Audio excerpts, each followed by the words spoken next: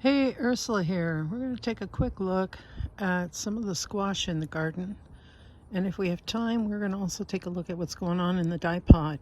So this is a 2-for-1 video here. We're in the front, and in the front I planted Long Island cheese, pumpkins, and I planted Hubbard squash.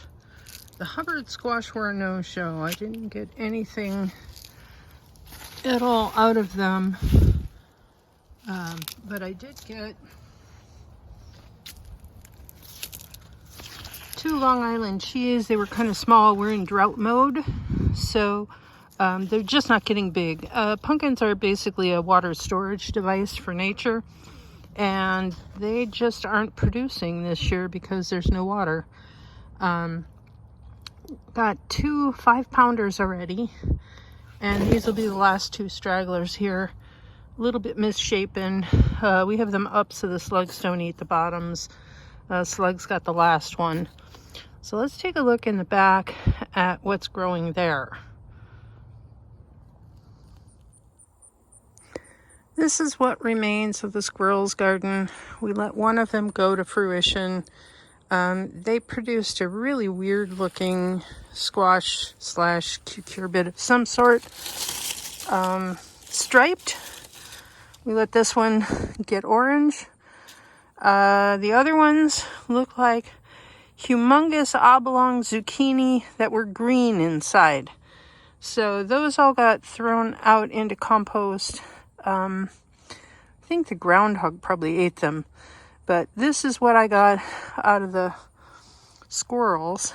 And then we'll take a look at something I planted that didn't come up just right either.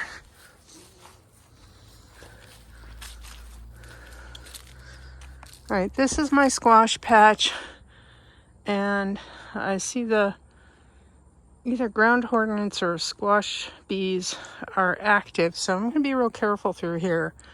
They come and go out of that opening, and there's been a couple flying around. Not that there's a whole lot for them to eat. If they are ground hornets, they'll be gone by the time frost actually does happen. We're in zone 6. We're on the borderline between 6A and 6B. So some years it's warmer, some years it's not. This year looks to be pretty warm. We have not had a frost, nor is there one scheduled. Typically our frosts end up occurring on October 16th, and there is not one planned. We're scheduled in the, scheduled, that's a good word. There's not one. Oh, and there we go. We got a deer. We're real hungry. We think this is the best place to eat lunch on the planet. That's the second one that's been through here today. I still haven't gotten anything to deter them in the backyard here.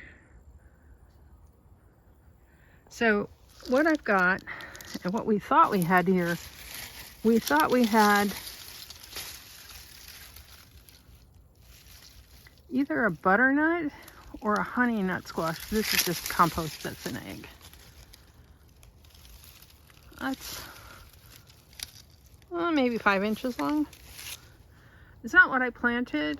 There were a lot of seeds that came out of bird seed mixes that the squirrels planted everywhere through here, so it's hard to say what I actually planted versus the squirrels. If we decide to keep the bird feeder here this winter, I'm not planting squash in here. It's just too hard to tell what I've actually got. So, you little stinker,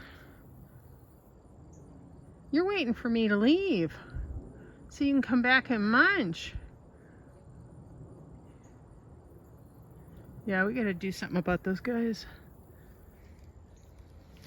Anyway, in through here, I planted acorn squash. Now, this looks nothing at all like an acorn squash. Do I know what it is? No. What I did get, I should have harvested these already. These have gone too long. What I did get was a squash. Let's see if I can zoom out. I just knocked something over here. I have these wires here that are supposed to keep the deer out, but instead the deer knock them out. All right, so what I have here is something that's sort of like an acorn squash, but it doesn't have a point on the end. And there's another one over here.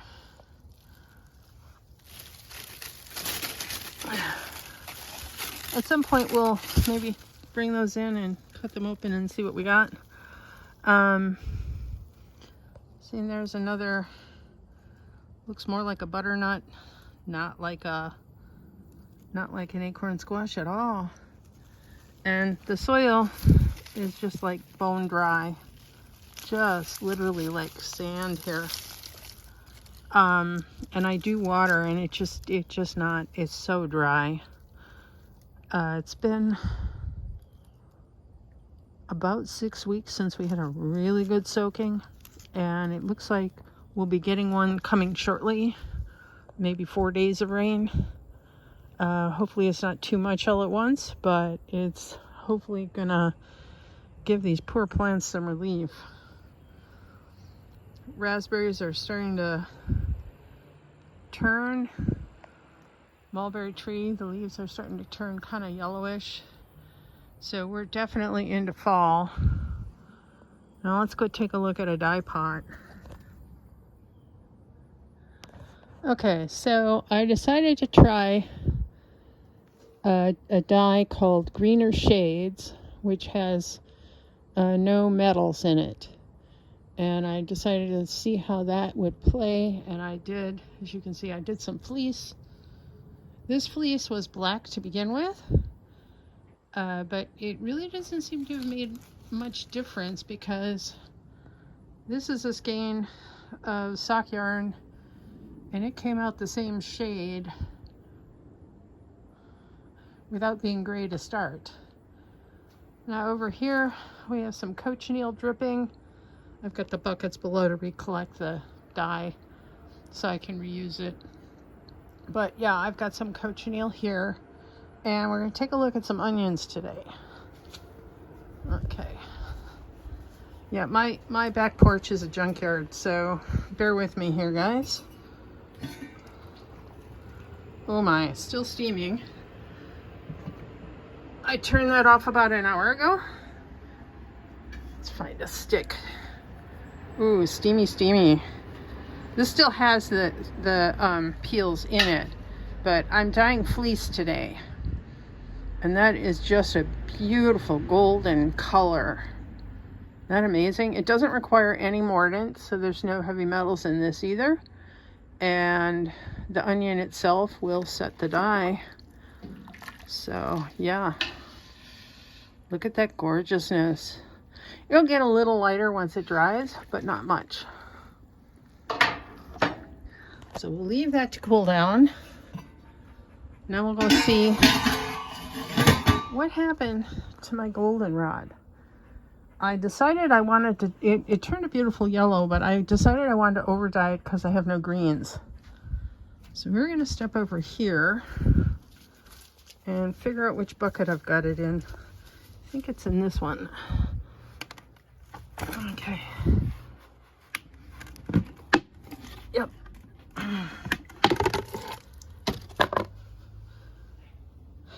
Didn't really quite turn green, but it came out a really interesting shade.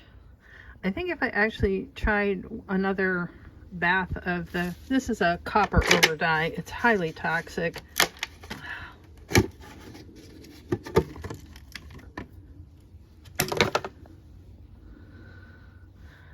All right, what this is, what you're looking at is copper scraps with water and ammonia. And it's very, very toxic. You shouldn't be breathing the fumes on this one. This is why I dye outside, not in the house. And I use it as an over dye. The water needs to be blue-green. And then usually when you put it over a yellow, because I get a lot of yellow. Almost every plant in my yard gives me yellow. Then you can shift the shade to a green. In theory. In this case, I think I'm running out of copper. This copper dye bath here has been used time and time and time again. And I don't know that all the copper that's in there is actually pure copper. Some of it may have been coated.